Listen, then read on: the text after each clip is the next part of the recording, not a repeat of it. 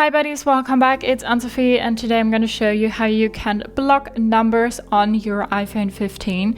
Maybe you get a lot of annoying spam calls. For that you need to go to your settings and then go all the way down to phone. And now you can make some settings here. You can silence unknown callers. You can turn that off.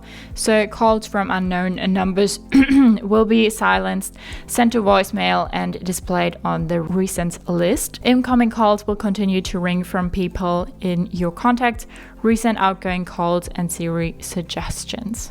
Alright, we can also go to blocked contacts and then add a number here. And then if we click on add new, we can add a number to this list. Maybe a person you don't like that annoys you or that you don't want to be able to reach out to you anymore. So that's how you can block numbers from your iPhone 15. Hope you liked it, hope it helped.